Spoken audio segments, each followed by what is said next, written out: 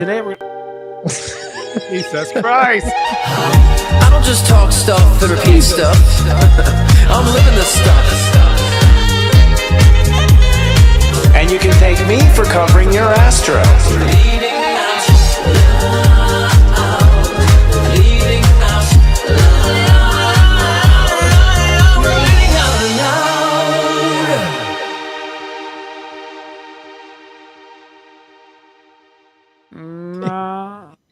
Welcome to League Out Loud, the shift show that takes all things spiritual and gets to the truth without humor and sometimes painfully. I am psychic astrologer, Sensei Christopher Wotecki. And I'm Scott Cruz, psychic medium and mentor with ScottCruzPM.com. How's your week been, Christopher? Shit, it's been difficult. Well, I was just telling you before we went on the air late that I'm in my 12th house transit, man. And in astrology, that's kind of like where you dig through all of your subconscious stuff. And it just kind of comes to the table. It's kind of like you have to clean out your attic or your garage. So for me, it's just the return of, it's just the return. Actually, I think it's the closure of themes because it's not really bugging me at the end of the day. I'm like, oh, yeah, this all done. Oh, yeah. But it's like weird dreams, sleep cycles off, losing sense of space-time, just wandering in closets like Ronald Reagan in his last term, like shit like that. But I'm okay. I'm okay. You're okay. Yeah. I'm glad you're in one piece. I am in one piece, but it's a beat up piece, but I'm glad you're still in one piece. What's that? Yeah, I'm doing all right. It's been a hard year, How are you doing?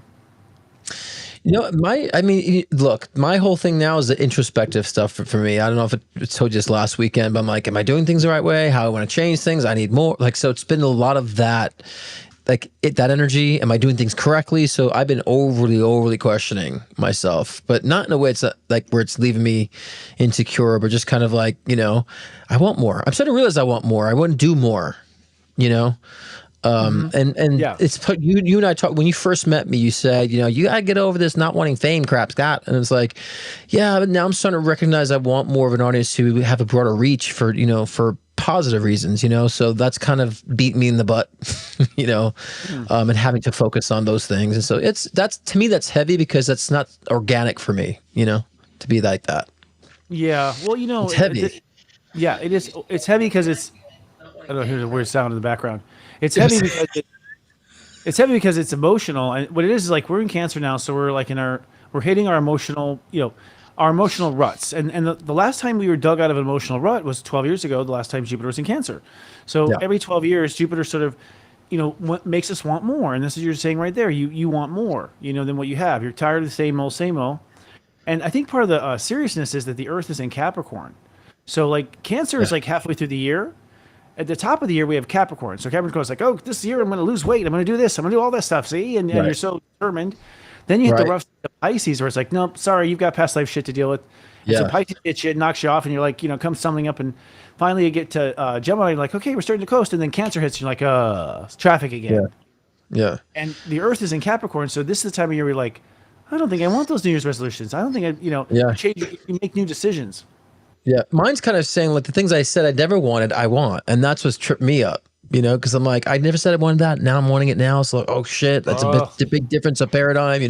It's exciting because I know, after moving and like things have completely changed. I've been so at peace since I've moved and in this new space, this new energy. Like, it's an underlining piece, which is great. But I'm also kind of excited because I also feel like there's something massive, like a massive change of even just my own identity. I think it's in my astrology too. Something about Uranus. I think I don't know. Uranus.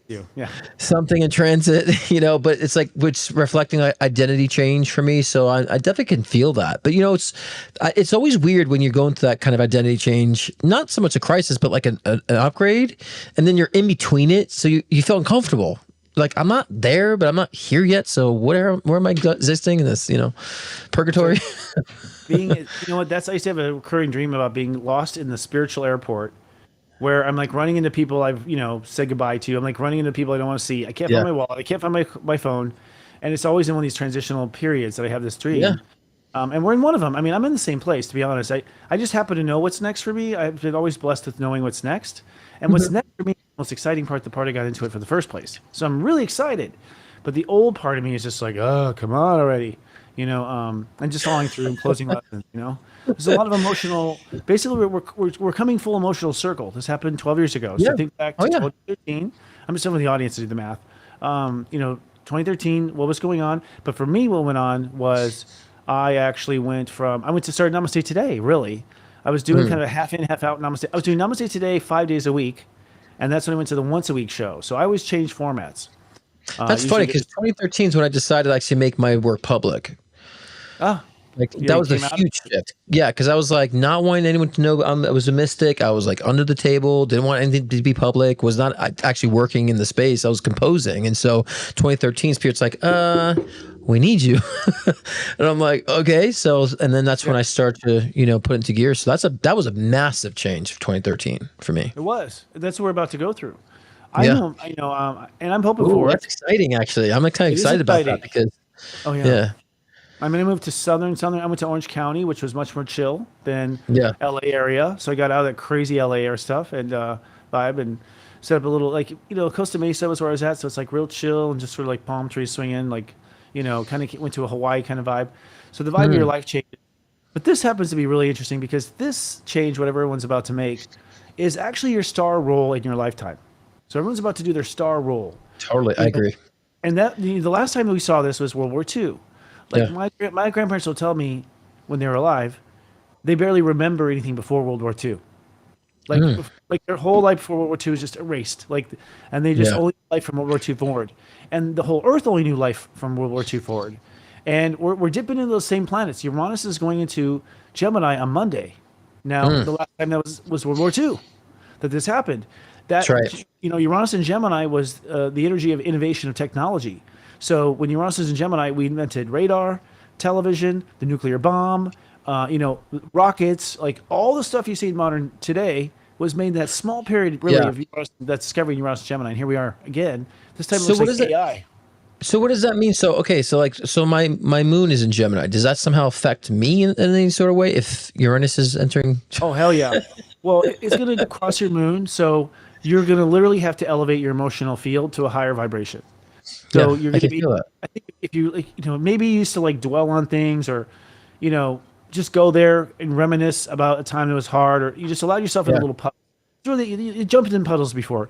Now the universe is going to no, that's acid rain now. You better not do that. Yeah. You literally have to, jump over the puddle. My foot. Yeah, and the plane will sort of not keep altitude at first. It does mean though. I'll tell you this. I want to ask you this actually with your psychic eye. I feel so when Uranus hits Gemini. I was talking to someone before the show. It was like last time Uranus hit Gemini. What was the big holy crap? Okay, because usually mind blown. Your minds are blown, and I feel it was that they discovered that the Germans were killing methodically Jewish people in a factory setting. I think that was the oh my god. It just blew people's minds. Still blows my mind. You read about it in high school or whatever. It's like, what? They made factories of killing. I don't think it's going to be that dark. By the way, I've been told that was the darkest time in the human history we'll ever have is World War II. Okay, yeah. As far as how we took technology to kill and we just, mass killed and nuclear bomb, Right. mass kill, Germans, not mass killing.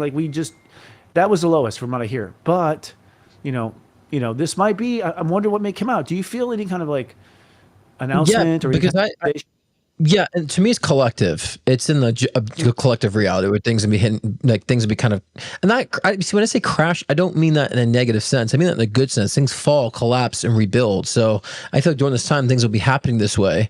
Not so much that I always say astrology, you can use the energy in both, positive or negative. So in this case, it's gonna be a breaking down, but it's gonna launch us forward. And you and I talked about this last year. I'm like, I didn't feel like the economy was gonna go into a recession, and here we are. Crypto is at the highest this year. In the stock. So That's the new economy. That's the great- new economy.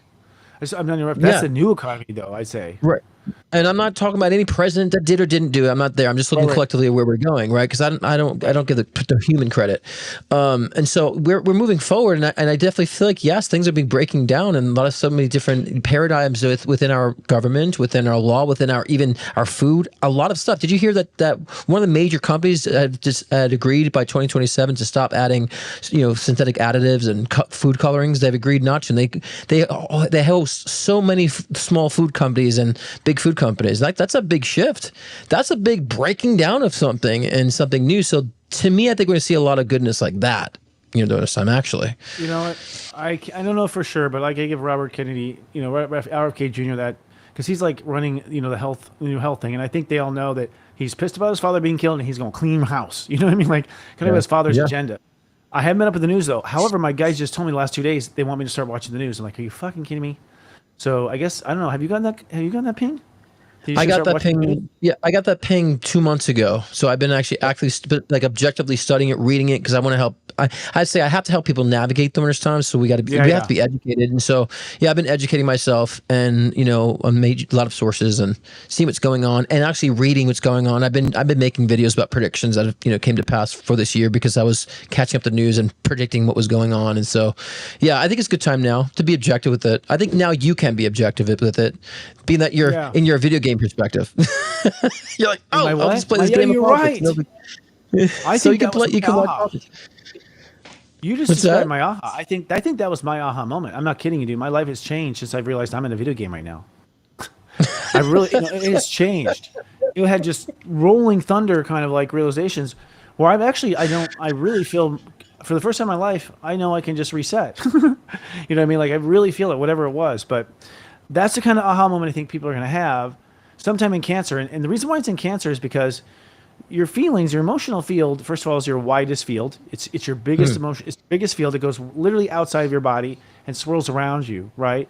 And so it kind of, when they say get grounded, they're saying get in touch with their feelings, get in touch with your how you feel about things, because that field of emotional energy literally kind of keeps you, kind of bolted to the earth on a gravitational Yeah. pile. So your mind can be off in Gemini having all these ideas, but feelings keep dragging you down, is what happens. So when you start clearing the litter out of that feeling, that emotional field, then you start lighting up. It's this the feelings that you're concluding with that I think hold you back. Well, yeah, but people also have to identify if it's like a feeling they need to work on, or just there's a feeling because they're just being reactive. I mean, some people are just being so reactive lately. They don't really know what they feel, just responding to everything else around them. And so I think when we start eliminating that clutter first, then we can actually hear the real feelings, that we really are, battling with deep down inside, because we have all that distortion of reactions, out of the picture. And so I think a lot of us should ask ourselves, are we spending a lot more of our day reacting to things, or feeling truly what we want to be feeling? And so that helps. That helps. And I went through a period, I was so reactive, through a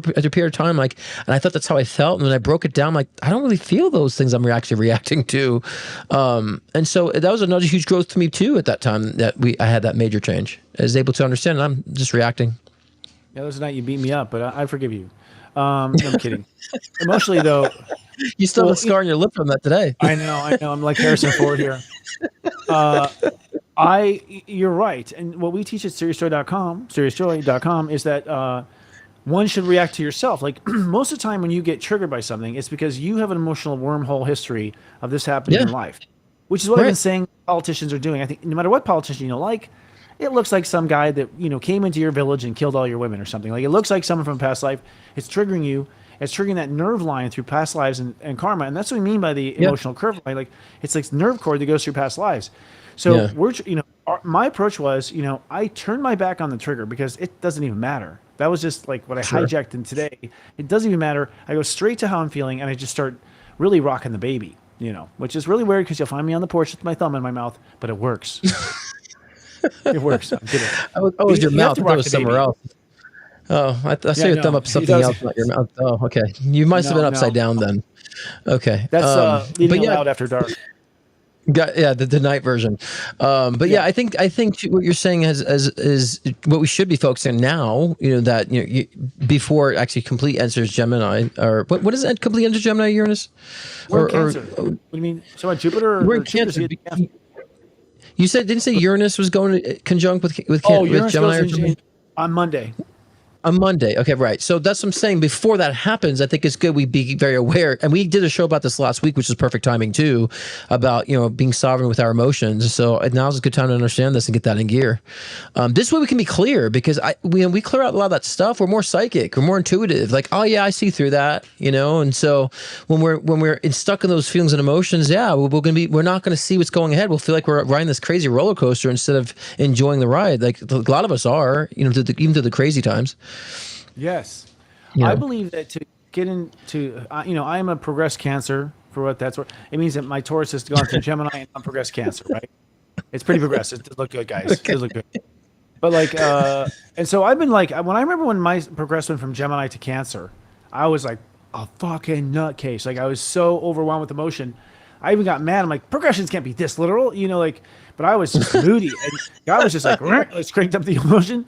So I had to learn how to deal with it, like from a modern mind and whatnot. And what I've realized is that boundaries are really important for emotions, and it may not be what you think. It's like you have to go in, you have to sort of psychically, emotionally separate your feelings about being pissed about him from your feelings about pissed about mom, from your feelings about pissed, all the different feelings. You got to define the edges of them. And I use a visual where you just like pour in a glass, pour in a glass, pour in a glass. Like pour each of these emotions into a glass. That alone will calm you down like 30%. Because most of the time, feelings sort of blend in with each other and they double stack.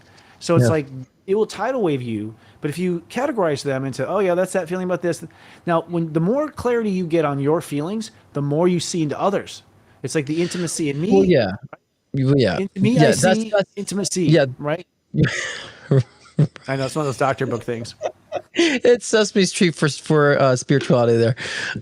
No, I'm kidding. But it's just the way it sounded, it rhymed. But no, it's true. And I think that when we do categorize that too, we can see the common denominator between all of them too. You might realize, oh, I'm actually like I'm validating them too much, and so I'm not getting to church. So that's why they're all the same actually energy, because sometimes we tend to pile that on and we think we have so much going on. It's like, no, you really have one thing going on and 5 different wrappers, 5 different presentations, and I think we can definitely simplify and then of course, as you know, when we solve those problems, then people start falling away from us, or we start clearing people away. We're going to be in a state of I would say loneliness, but having more time with yourself, and that will leave space to, again, bring newer people in your life and newer people you work with, coworkers, whatever, lovers, plural. Yeah.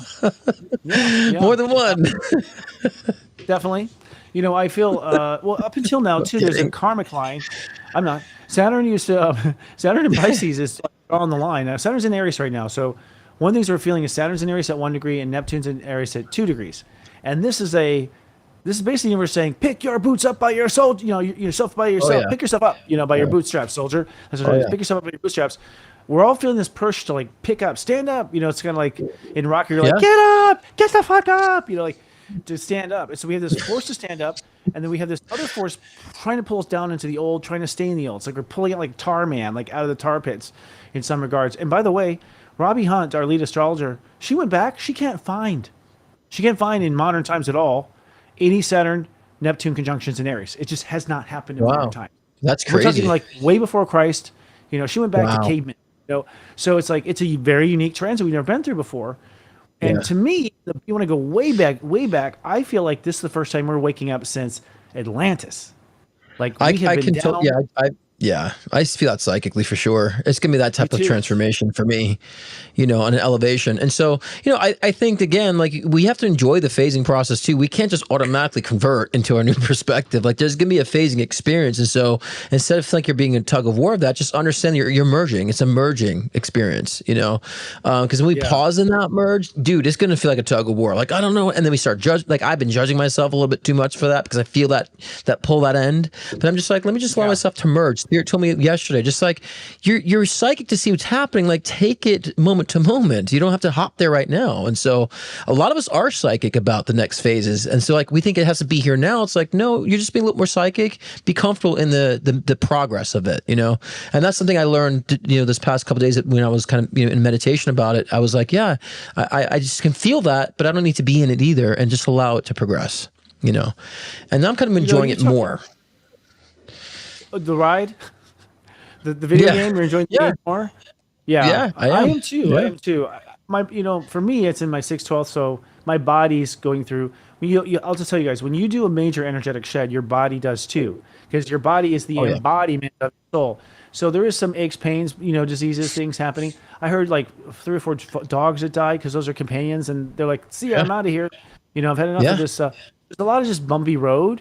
But I would think that here, in the next 2 weeks or so, I mean, this is the field where it starts to get really intense, and it gets intense for the people who haven't done the work and now they're being forced up, right? So I think that if you're going through pain, if you're going through sorrow, if you're going through a really hard time, it's because you waited till the last minute, which is okay. Maybe you're just young and didn't know this, but and part of you was like wanting to stay where it was, and Mother Earth is trying to pull you up. I had a huge epiphany too that. I think feelings. We talked about this last week. I've lost space time, but I feel like feelings are really our main communication as humans and animals. Like we're constantly broadcasting our feelings out in this field, like almost true. like I hate to say it's like wireless. Like emotions are our wireless, and we're all wireless broadcasters, and we're all And wireless receivers. but that's the thing that breaks people up, and that's the thing that brings people together. How many people, because of their emotions, you made me feel this way, and do nothing serious because of that emotion, like we're done, you know? How many relationships we ended just because of simple emotional reactions, you know? Or that's how we draw someone. Oh, they make me feel this way. Like I felt good around them, so I want more of them. So yeah, feeling is what dominates, you know? But so Yeah. many people, and that's what we were talking about it last week, and we'll get into even the read moving forward, why we have to be in tune to this, because so many people are they say they're ruled by their emotions. I'm like, that just sounds so odd to me. It's like saying the car drives itself if it's not a Tesla, right? And so it's like we are the ones that are creating the emotion. We need to understand how to navigate those things, and so we're not like taught. driven by it. I know. In fairness to us, first of all, we're coming out of slavery, and I mean all of us. Okay, every yeah. race on the earth, every soul on the earth Yeah. we've all been slave. Right now, you're slave to IRS. You're slave to your job. We're still being told what we have to do, where to do it. They're not being told in kindergarten how to calm yourself and bring yourself back to center. We're being told, let's go do a video game break. You know, we're Yeah. being told to escape through alcohol, through television, through you know, and to ignore our feelings. And the step system that you know, that I have channeled explains it. First your heart, then your feelings, then your thoughts way up at step 5, which means any thought you have is based on a feeling you already have. Any thought.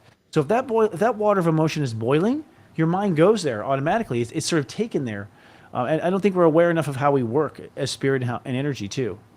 Yeah, and then we also, because like I always say, there's another paradigm where it's like you choose to focus on something, and that renders a thought, and that thought creates the emotion creates your action and your behavior. So, yeah, we have to understand the streamline of that, you know, and it happens fast because we're very instinctual how we respond to things, that we just think, oh, I feel this emotion, it's so powerful, so it's valid. It's like we got to learn, and like that's why I think this, when you've been using the video game analogy, why I tell people it's good to take a step back and look at that perspective, say, why am I feeling this? What's going on here?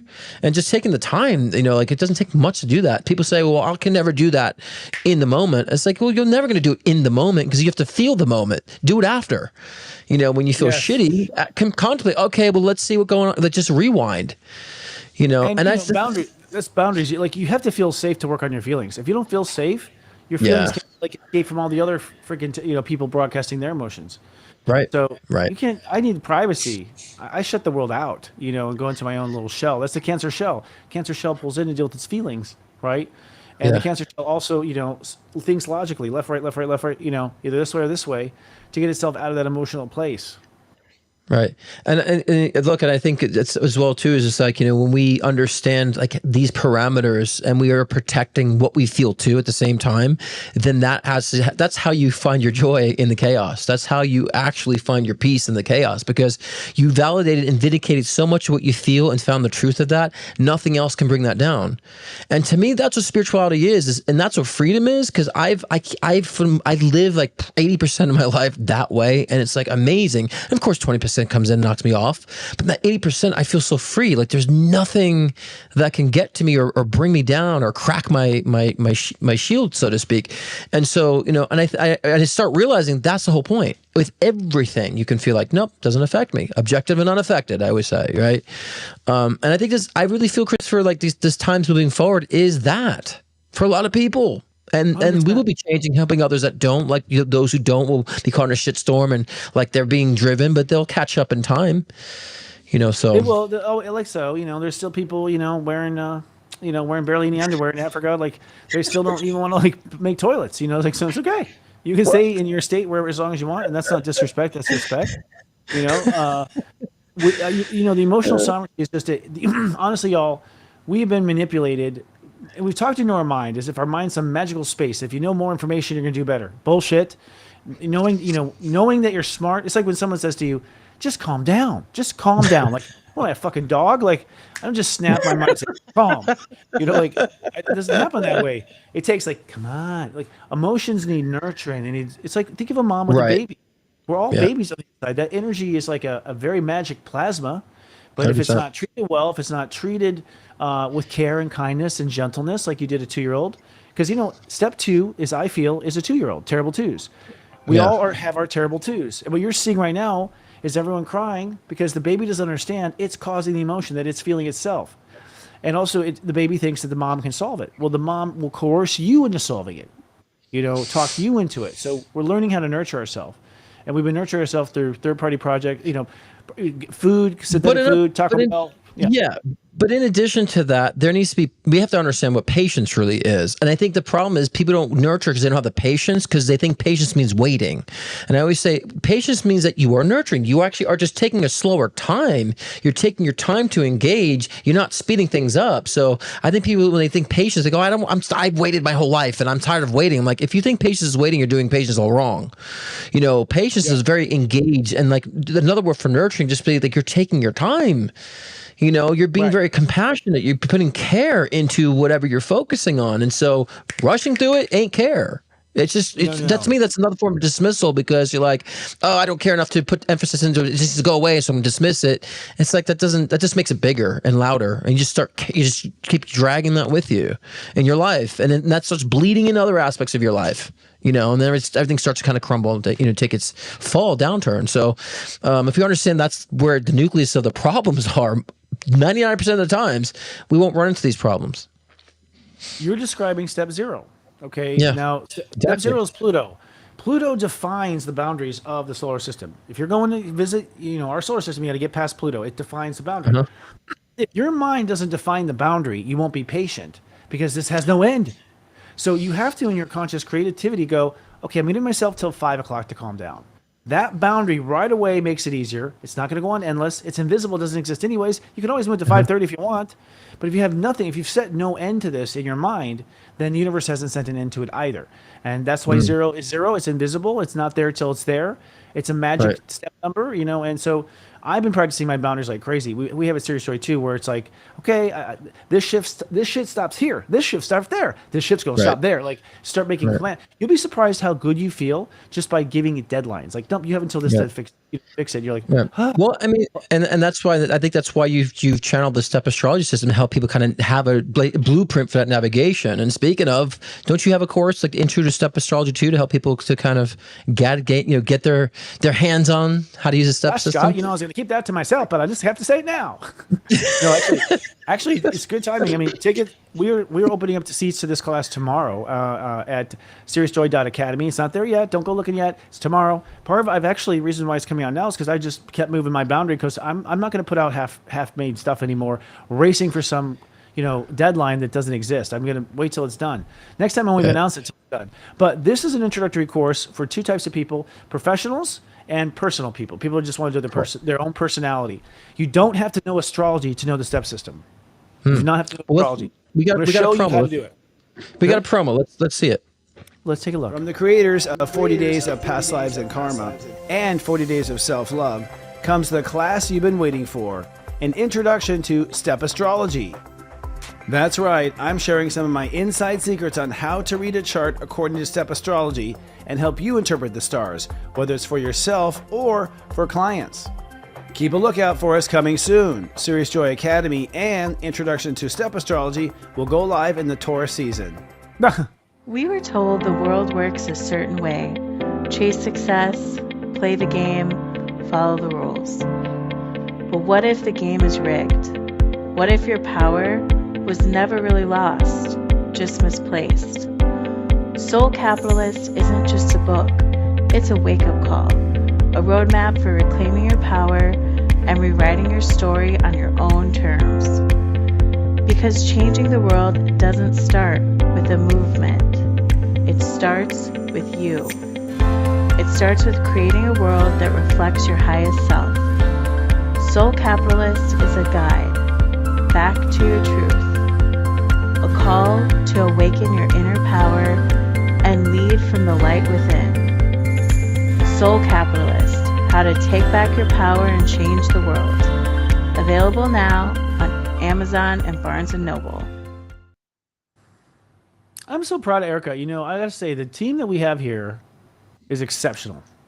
I mean, I'm talking here as like you, me, Serious Joy. Like, it's all of us have sort of coagulated here like a blood clot.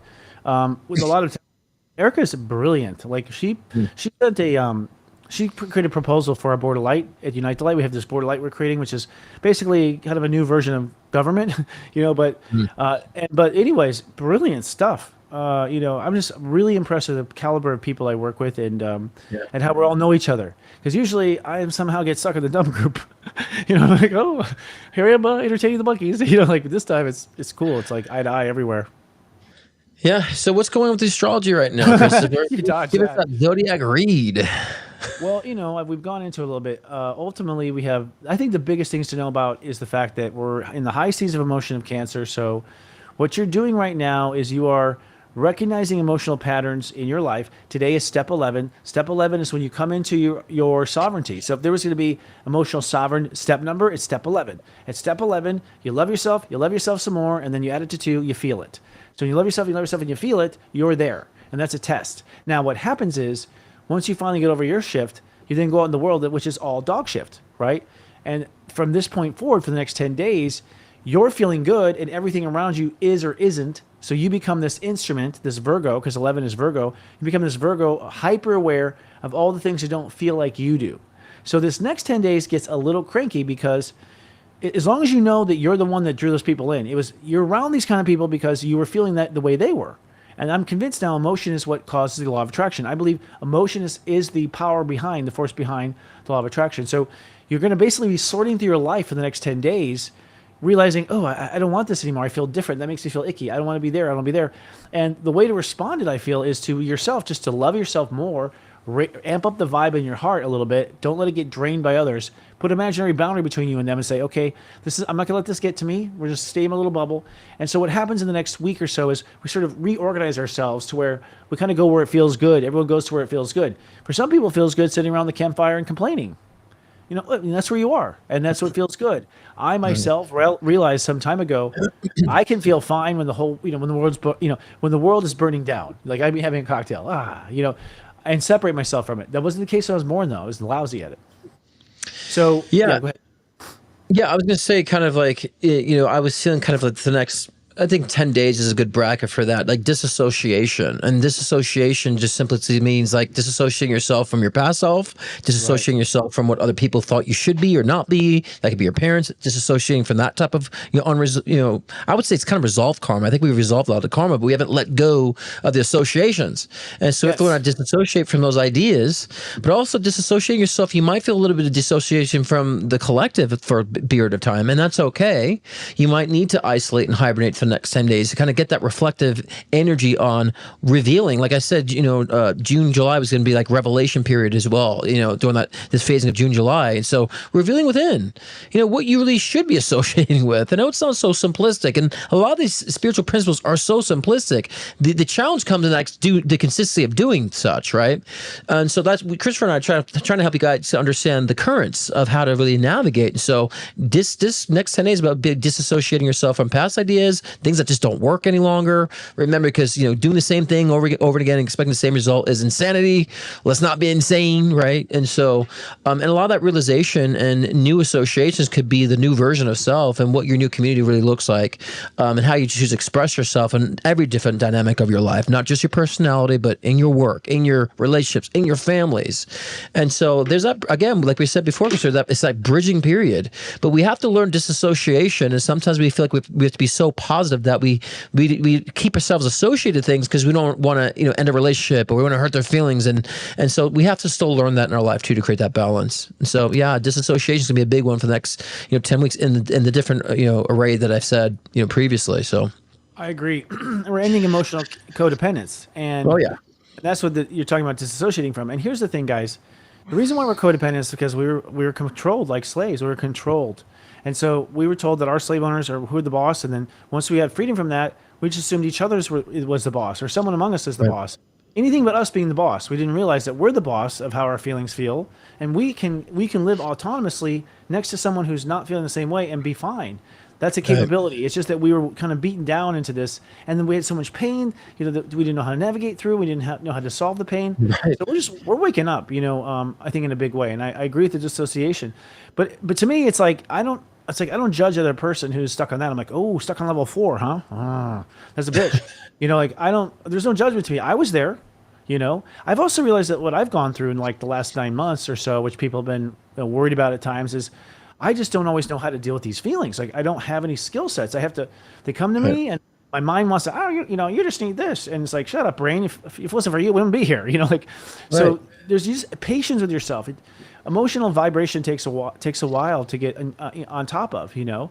The best analogy to me is an actor. An actor can manage their emotions brilliantly. Now their life's a mess, but their emotions are, you know, and I always tell people too, if you want to learn how to use your emotions, take an acting class because you'll learn how to get emotions to where you want them to be. Yeah, but you know, and we have to understand too, emotions do catch up with us, and it becomes very extreme when we have the repressed emotions that caught up with the everyday emotions that are out of alignment, and then it's like this big chaotic energy that you're in, and so, you know, we don't want the things that we're repressing to catch up, you know, in all at once or in a wrong timing. So that's another reason why we should have a little bit of fear that happens. So we do push us to focus on, amending those emotions now, because it could be rough if you have things that caught off you for 10 years ago, 9 years ago, and it all just comes in at the same time. Like that could be really rough and also disorienting for a lot of people, not knowing where it comes from. That's why most people need a reading, you know, from you and I to help navigate.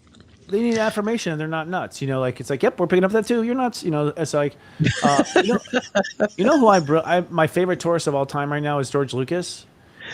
Because I look back at Star Wars, which came out during the 70s, which I was, my generation. And, you know, the Force, I realized use the Force. It's emotion. Of course. He says, feel the Force. He says, feel it, feel it through you. It's emotion. Right. It is the force of life. Passion is the force of life. Emotion is the force of life. And then you see the Jedi maturing as he can deal. You know, in the first movie, he's like, man, you know, but he starts to, Luke starts to grow up. He's able to deal with his feelings and don't give in to the anger and don't give in to darkness. It's all about emotional control, the force. Yeah, 100%. And look, I like a lot of these old movies and cartoons. I was telling my partner this yesterday. Like a lot of it, we think it's like weird, like creatures or creations. Like there's symbology of things. Oh yeah. You know, and like yesterday, I saw like a video on Vice, or I think it's Vice on YouTube. I forget the name of it. I think it's Vice, and they were talking about like how like toad serum is like more powerful than DMT. And I remember like back in the day, I played Super Mario 2 with a video game. Like, why is this guy in a dream state? And why is the final boss a toad? Like, oh, they're talking about like the toad venom could actually put you in this weird dream state. And so a lot of cartoons, there's like a lot of messages embedded in our culture that I think tell us about where the powers lie in both ourselves, right? A lot of about the emotion, but also in all the external things that I think the universe has given us to activate emotions like psychedelics and DMT. You know, if you struggle, we do have earthly medicinal tools that help to evoke that from us. You know, and then Mother Ayahuasca, you know, for healing, and you know, so many outlets we do have tools we can use if we're having issues. Totally. I mean, the shaman did that. We're like, we've got medicine for you. We're going to get you stoned and put you in the middle of the jungle. And if you come back, you'll be healed. And you know, it's funny because coming here, I'm always in touch with all scenes. Okay, guys, it surprise people. You'll see me down there in that corner. And Toad and DMT is like exploding out here. Like I've never seen so many people in the desert and this type of thing. And I'm like, what? And it comes literally from a toad's back. I don't know. Like, I don't know. They squeeze it. I don't know. But apparently, but it's interesting because when I started out, you know, in the world of darkness and what's out there in clubs and stuff, it was never hallucinogenic. It was never third eye stuff. But now DMT and Toad and these other things are like not acid, but and not necessarily like the big stuff, like minor. They last like 30 minutes. I mean, 5-10 minutes. I hear. Oh yeah. So like it's like, but the fact that it's getting popular to open the third eye is interesting to me. I was like, wow. Yeah, but I just think it's a reflection and a manifestation of the fact of how we're growing collectively and how we're expanding collectively. As we know, we're going in those times that I'd say by 2030, the spiritual communities will be a norm. Psychics will be a norm. Astrologers will be a norm instead of being kind of looked at. And so we're going in that direction. And so yeah, I definitely feel like it's to me, I'm happy to see that. I'm not surprised, but I'm happy because I'm like, yeah, this is where we're going. Well, you put fluoride in our shit for long enough, we'll just go get Toad. Fuck you. You know, it's like, it just undoes it right there. It's like, boom, third eye open. Hello. I think it's really that the Toad syndicate taking over Mexico. I think the Toads are in charge. I think clearly the cartel is now a Toad cartel, and they're like in the woods, like we have everything. Yeah, lick my back for $100. Yeah. So no, but yeah. But yeah, it's cool. But emotions can be tricky during this time. So I do have a live show every Thursday to also help navigate as well. So tomorrow I'm doing a live show. It's every Thursday, 6 p.m. Pacific time, 9 p.m. Eastern time. And tomorrow I'm talking about, is reincarnation a trap? So we hear a lot of times about not reincarnating, are you going to be stuck here? And so I'll get into the depths of my philosophy about reincarnation and what I've learned in my channeling processes. And I'll be also doing live readings as well as usual. So you get a question in, or you can book a personal one-on-one session with me at scottcruzpm.com. Find me there. It's a nice Thursday night time, I would say. It is. It's a good time. I think a lot of our future is just sitting around chewing the fat and talking about reincarnation. Yeah. I'm a full believer, but I'll have to tune in and see what you really think, because on the show you mask it. No, I'm kidding. We don't have time for me to go in my channeling mode of preaching, but yeah, my show, I will go into depth. But, understanding where we came from, it helps us understand where we're at now and where we're going. And so that's why I think a lot of people are so curious about past lives. Like average everyday people ask me, so what's my past life? And I'm like, before I would get about boyfriend questions, now on the street, they're asking me about past lives. You're right. I think people are curious to know like where they came from, because it will make sense why they're here. And, and the joke of like, I must have been bad in the past life has been a common joke now with people who are going through shit. And so I think it's what people are like really hungry to learn more about too. I completely agree. And I used to do past lives. I would bring up past lives and stuff, and I just lose the audience, right? Yeah. But I think what happened was when we upgraded to this new version, like we're in the new version, guys.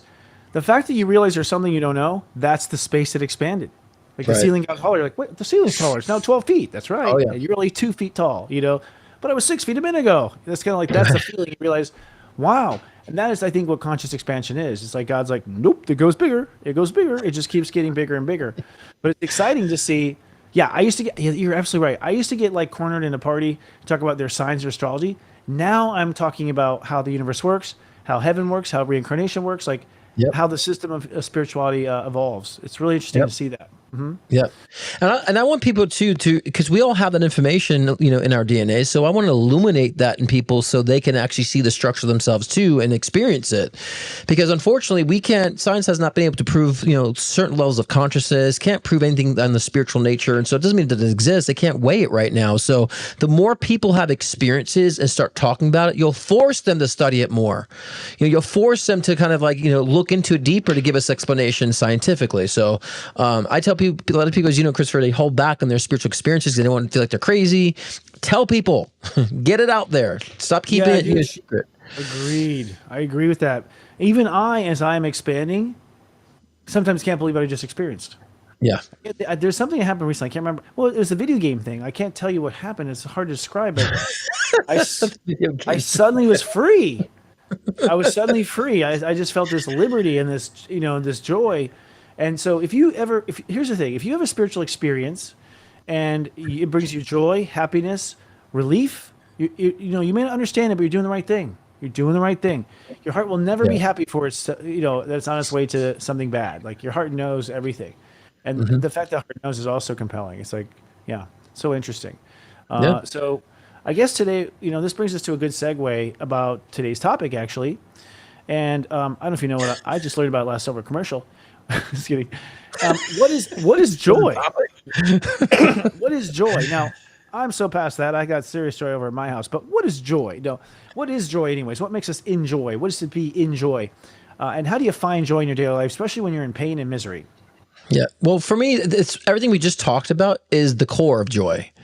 Because, knowing the self and understanding how you work, then you understand that, hey, I understand how I work. I understand what I can do to change things. I understand where I'm at now. It's all good. So there's a peace in that. So I like to even say not so much joy, but peace. Because when you find a peace of where you're at and where you're going, there's a joy in that. And therefore, you start participating more in your everyday life. You show up for the littlest things again, and so many people like to have their job, their mom. Like, what's next in my life? I'm like, your child is only 4 years old. You just got this crib. What do you mean what's next? Participate in what you have, right? And so when you let yourself to participate in what you have and start expressing what you're doing now in a different light or a different way versus changing it, then you find joy. Then you find that happiness. Then you find the peace. And yes, we have to do things every day. So instead of like, I got to walk, instead of saying, I'm going to like do that walk a little differently today. Maybe I'm going to feel good about myself. You can change the way you're doing it. You can, and actually, not to toot my own horn, but I guess I will. But the steps are the steps of serious joy. I'm not kidding. It's the 11 steps to serious joy. Now, I don't know if it's the only steps, but they work. And so, if you ask me the question, how you bring joy, you got to first wall off and protect yourself from others. You got to put up a wall.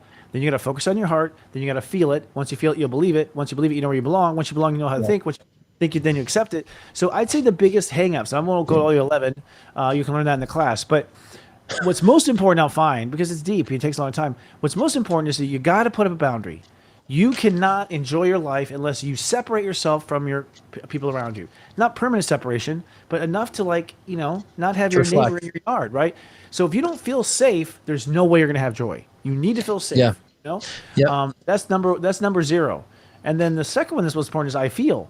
Your feelings have to follow your heart. Your heart must be the boss of your feelings. Your mind may not be the boss of your feelings. Your mind is going to fuck it up. It's all it's done your whole life. You've given your whole life to that. Try this theory. Let your heart be the boss. I think that's quintessential to joy. That feelings have to follow the heart and what the heart wants. So the heart doesn't feel bad. So don't allow it. Coerce your feelings like a 2-year-old back to joy. Just like your mom be like, "Oh, it's gonna be okay." The stupid shit we do as our moms do us to as babies. That's kind of what we need to get ourselves out of that slump. Yeah, absolutely. I mean, and the next, that's day to day too. But like, then people ask, well, how do you live soft in a hard world? I don't know what we're talking about there in that living hard in a soft world. But I understand the title there, because I would say, well, then Viagra. Then that's how you live and be soft in a hard world. Soft world. That's hard to soft. True, hard to soft world. That is correct. Right. Exactly. It's a flipping of that. You know what? You don't care. Yeah. Well, but it's just knowing how you tick and knowing how you work is very important. And so I think that again, if we can actually understand what we want to express, and I think that's how you can be soft in a hard world, is that if you understand like what you need to express, because when we express something, whether we express through pain or express through crying, right, or express through laughter, isn't expression the kind of release of kind of where you feel like you can actually survive because you feel free that you're able to express something? It feels good. And so many people are repressing what they really want to express, and that's where I think that a lot of their problems really derive from is the repression. So in this kind of living in the world we are today, I think we need more people expressing themselves, because so many people are on the verge of feeling or saying something, and all it takes is somebody else to get that ball rolling and to express it. And I think we've been so expressive deprived, if that's even a good way of saying that we've been so focused on like instant gratification, finger in front of the screen on social media, and getting that feedback, that we lost the act of expression. Everything's at my fingertips. Virtual boyfriend. Oh, I need the boyfriend to show up for me. It's like, but what are you bringing to the table? What are you expressing? Nothing. So how do you expect someone to show up for you if you don't express anything? So we got to remember now, that's how you really kind of participate in this world, is like expression. Many people are not doing that. So if you do, you'll be a leader in a sense, a trailblazer in this world. It reminds me of me and my brothers when we were stuck in Catholic church with my grandparents. Oh, you ever get stuck in church? So you're in prison. You're like, no. One of my brothers are like crack a joke. Like, boom, shut the fuck up. But you can't hold that laughing at church. It's like, wah. That's how you overcome in a sea of pain. It's like when joy really takes over, there's no stopping it. It's a tidal wave. When you enjoy something, you are in joy. In fact, I think that's an evil spelling the word E-N-J-O-Y. It's I-N-J-O-Y. Enjoy. You're in joy. You're going to enjoy it. Yeah. You're going to stay in the joy, which means you just crack the next thing that's even funnier, which means you just pull the next wacky whack out of your back pocket, and you just ride that wave of joy as long as you can. I think, and so with my clients who get deeper sessions with me, I always prescribe a sole prescription, and I'm like, all right, that's it. You got to have three doses of joy a day. Do you know how hard they struggle with that? I'm like, just ask your heart, what would you like? Your heart's like, I want a Mercedes. Well, we don't have that right now, kid. What else? But it's like, a lot of times my heart will be like, I just want some, lemonade. And you're like, really? Your mind's like, come on, lemonade. But you go and you're like, oh, this is good. And once you're like, I love this lemonade. Like, you suddenly enjoy again. I feel like we have to make a joy appointments, like 3 times a day, like 3 doses of joy. Oh, totally. Yeah. Mm-hmm. Yeah, actually, en means to put into. Like, so enjoy is actually the en that we talk about. So in our language, en does mean to put into. So that's a good thing. So it's a good thing it's correct. But en is wrong. We should be spelling en then. I'm in Well, I mean, love. I guess you know how our language is. Like in can be that way too, but like in a word, en does mean to put into. Like in joy, so I actually are saying to put into something. So it is. So if I'm in love, it's gonna be Ian Love. Ian Love. It could be. Yeah, if you put in love, like en love, that's a new word, you know, that you can create and say, yeah, it's in love. I argue the Dark Wizards already misspelled this. That these are spells. You know? I'm obsessed with the spells, like the misspellings. Like for instance, here and here, here and here. I think here, like come here, is HEAR. It's meant to be come here, come here and Here. take me. I hear listen to I see what you're saying. So why do you make someone ERE? See, that was the misspell. That was to confuse us, I think. But that's my Right. own word conspiracy that I'm going after.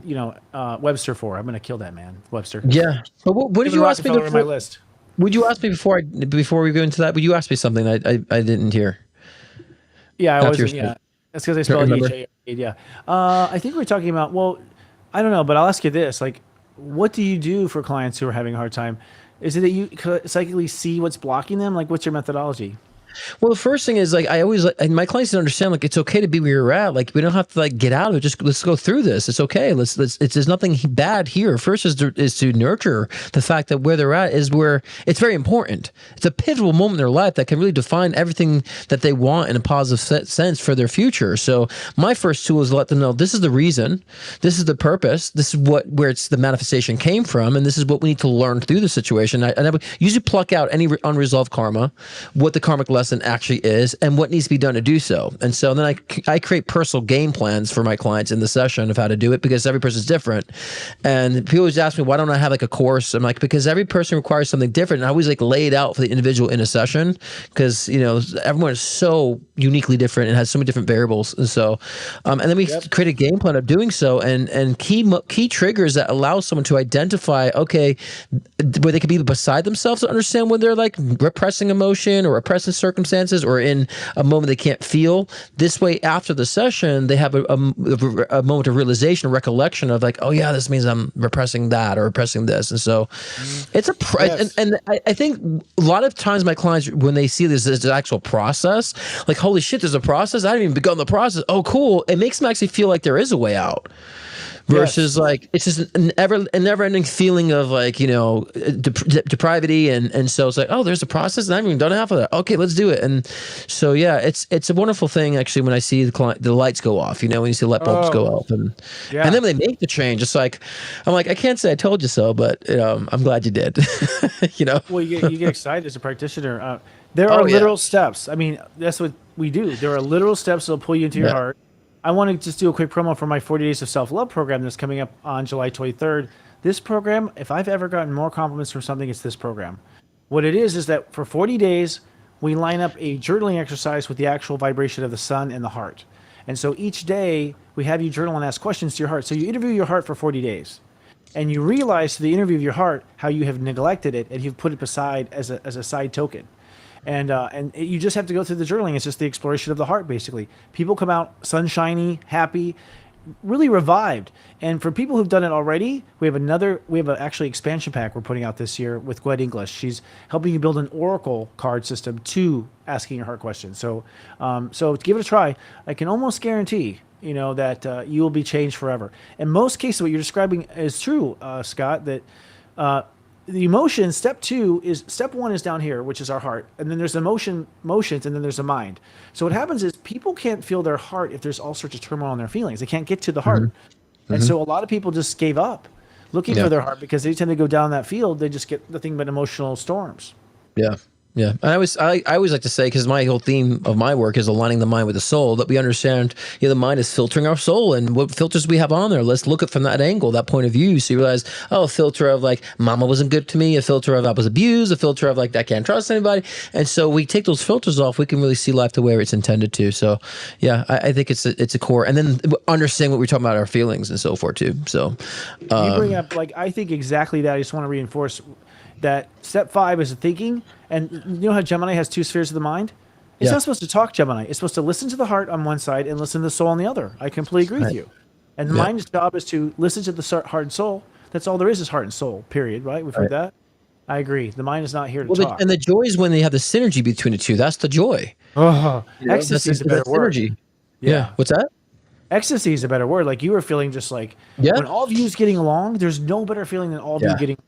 side. Yeah, right? that is a better term for sure. There's no greater So feelings. how do we protect it now? Like I think the way to kind of conclude this is how can we protect the joy, in this time, and so I think for me the first one, I think for people, I always advise people too is like if you're creative, find a creative outlet. If you're not creative, find a creative outlet. Find an outlet where you can actually have people who are similar minded with you, or finding ways that you actually want to maybe elaborate or expand on a couple of certain things that you haven't done yet. Find people who are doing it now too.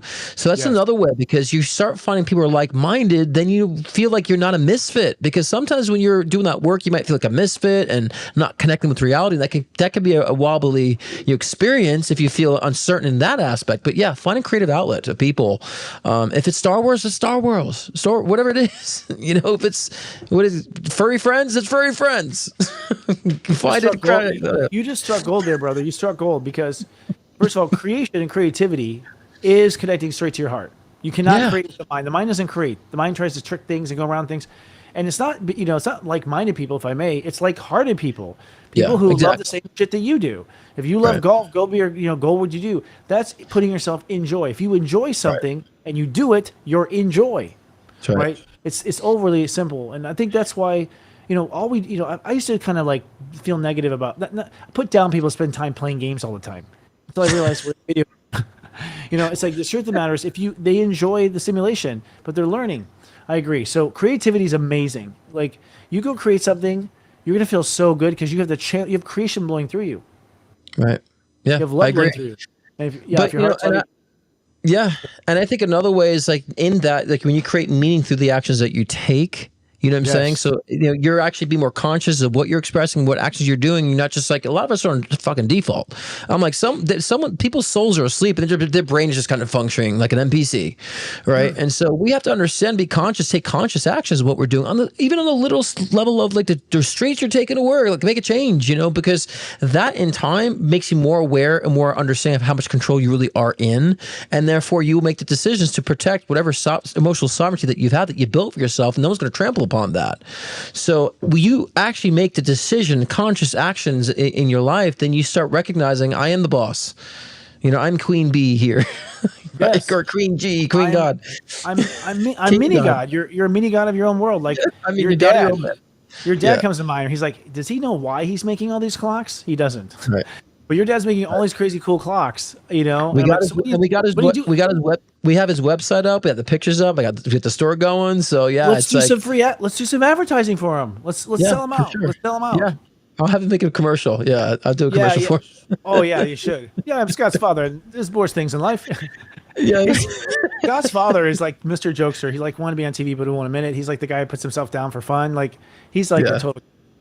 He's in some sort of a talk show, game show on the air thing in his head. You know what I mean? Like, my dad is totally a pisser. He's a character. He's great. He'll make you laugh. You two are great. I love it. It's like Abbott Costello kind of stuff going on. Yeah, but the thing is, like, seriously, y'all, he's got like this entire room of clocks. Like, and I know your mom's like, another clock. Like, what time is it? I don't know. I'm starting to remind I'm dying soon. Clocks. My time is coming to an end soon. And thanks for the clocks. So it's so cool. Some of it are cool. Like, okay, but he doesn't know why. He's just doing it. He just wants to create them, which is beautiful. I imagine he's going to realize that he's really the king of time. I don't know. What's he learned? Like, there's a surprise element there. He's always loved clocks and watches, but I think it's a good way kind of to close this is that he did it because he said, I saw him building stuff. I'm like, Dad, why don't you like do something with this? And he did. He didn't know what. He has like 50 clocks that he's built, just created, and now he's going to start a business. And you never know what you invest in, put your time into, how it could grow and evolve. Like, and we shouldn't be doing it for that fact anyways. We should do it because like we said, it comes from the heart. We enjoy doing it. Something I would enjoy doing. It doesn't have to make money or not, and it probably will make money. Most times it does.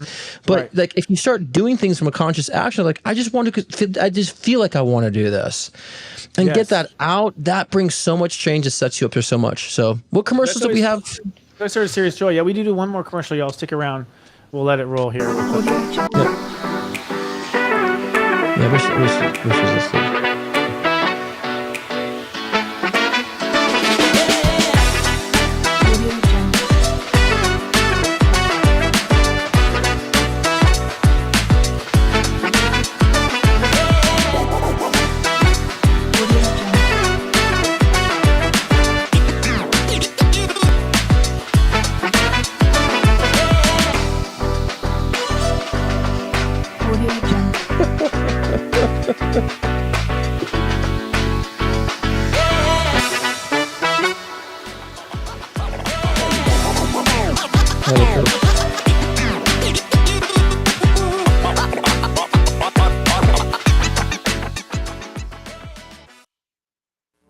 Are you a practitioner looking to move your life's work into the spotlight? Do you have that special magic that makes you stand out? Serious Joy is now auditioning for its new Practitioner of the Week segment on Namaste Today. Sensei Christopher is looking to highlight qualified lightworkers with a promo short dedicated to raising awareness about your gifts. Interested? Contact Jenny at intuitive.com to apply for an audition and get ready to shake what your spirit gave you.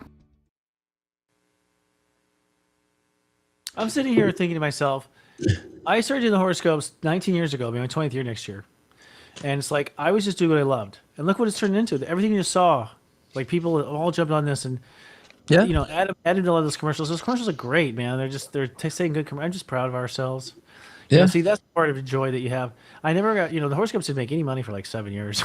It was just, I loved it. I just loved it. It was like playing a Yeah. game as a kid. It was like playing a Yeah. game as a kid, playing, pretending to be this, but I was, Just follow Yeah. what you enjoy. Yeah.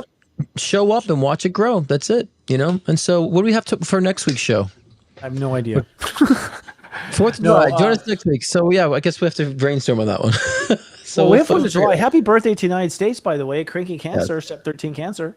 We are very emotional. We're an emotional nation, but see, that's powerful because in the world of the earth, emotion is what it's all about. So have the emotion.